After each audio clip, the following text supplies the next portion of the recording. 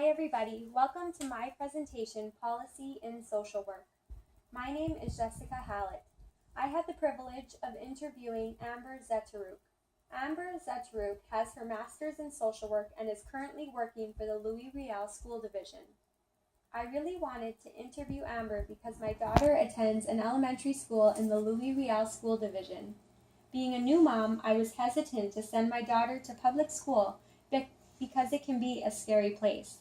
There are bullies, school shootings, and violence in the news, and my little girl would be alone. I felt really separate from the school. However, before attending school, my daughter and I attended the Family Center and found that the school was really community-centered. The more I became involved in the school, the better I felt. This was another opportunity to learn a little bit more. I have found that I really actually enjoy the school environment. The image on this slide is the logo for the Louis Riel School Division.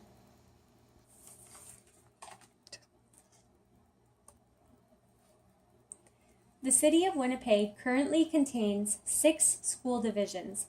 The Louis Riel School Division is colored purple in the image on the slide. The Louis Riel School Division includes all preschool programs and schools teaching kindergarten through grade 12. However, the division does not include daycares. Amber Zetaruk works for the Louis Riel School Division as a supervisor of student and family supports. As stated in her title, Amber supervises school social workers and community liaison workers. Amber is also in charge of the Neighborhood Immigrant Settlement Program. This program reaches out to new Canadian permanent residents in the community, helping them learn English, building resumes, etc. Settlement programs are federal initiatives designed to help recent immigrants and refugees quickly become established, self-sufficient, and contributing members of Canadian society. Chapel, page 375. Amber's role takes on a multi-level approach to practice.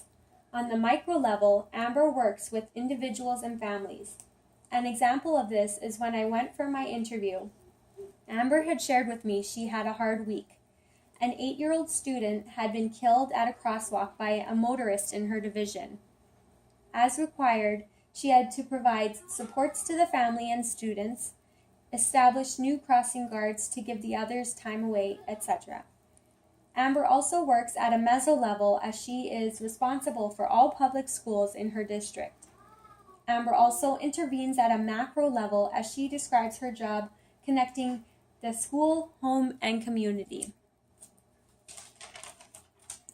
The divisional statements on vision and mission are as follows. The Louis Riel School Division aspires to develop caring, literate, and capable people who value learning and strive to reach their potential as they pursue the common good.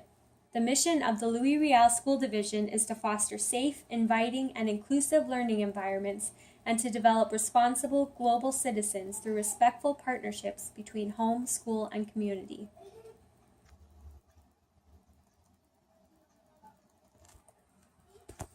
The Purchasing Procedures Policy, as well as all policies, are posted on the Louis Riel School Division website under Administrative Guidelines.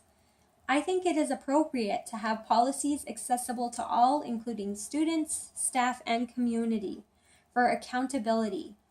Chapel explains that accountability is the demonstration or proof of how resources are used to achieve results, the obligation to account to others, or the obligation to answer to, report or explain or give reasons for one's actions. Chapel, page 132.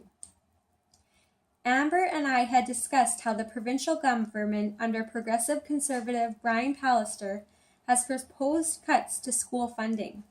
It will be interesting to see how this will play out within the divisions. Amber had mentioned there was not much money left over after the budget, especially if a new bus was needed, etc. Chapel describes the conservatism as a political ideology that promotes traditional values, moral standards, and conformity to the existing social order. Page 18. Generally, conservatism also supports a residual way of thinking and spending. Current news headlines suggest that Pallister would like to promote privatization of services rather than government responsibility. Decreasing such policies and programs is equally decreasing our social safety net. If this happens, many of the community's vulnerable people will fall through the cracks. For example, less school funding may mean that nutrition in schools policy may be cut. The policy states nutrition is a vital support to the mental, emotional, and physical health of all students and their potential to learn. Food insecurity is an issue for many families, and losing this policy would be harmful.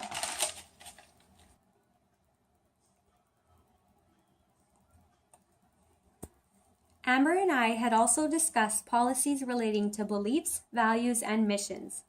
Later, I had come across respect for human diversity on the school website. This policy is in line with the Louis Riel School Division mission statement. The policy states, for Louis Riel School Division to develop caring, literate, and capable people who value learning and strive to reach their potential as they pursue the common good. We must create environments in which the realities of human diversity is acknowledged and accepted. Human diversity may include, but is not limited to, mental and physical disability, socioeconomic status, spirituality, culture, gender identity, ethnic origin, sexual orientation, ancestry, and family status. In Canadian history, we remember the disastrous residential schools. These schools forced assimilation of Indigenous children in the Western way. Today, we still feel the impacts of residential schools.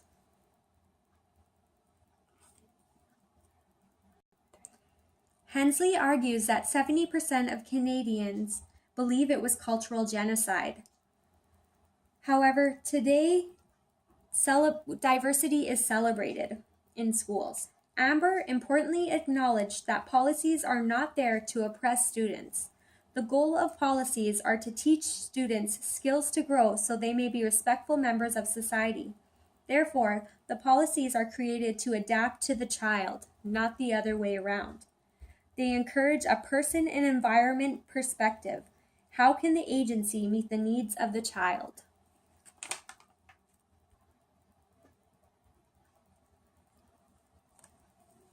Amber conveyed that anyone can advocate for a change or propose new policy. Examples are social workers, teachers, etc. Depending on the proposal, it is first shared with the principal of the school. Following, the person advocating for the policy must then work out and present a proposal to the superintendent. The next step would be for the superintendent to present proposed policy to the Board of Trustees. It is then the Board of Trustees who have the final say and responsibility to sign off on the policy.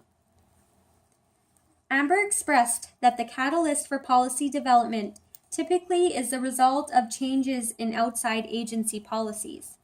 These outside agencies may be provincial leadership, human rights, child welfare system, etc. The Louis Riel School Division is responsible for updating and adapting their policies as necessary. An example may include the child welfare system changes policy about child abuse disclosure. The Louis Riel School Division must change as well. Finally, Amber assured myself that the process of policymaking in the Louis Riel School Division was done from a well-established process. Amber emphasized that one cannot easily change policy. It is hard work to change policy, requiring time for multiple viewings, reviewing details, etc., with the outcome to provide best practice.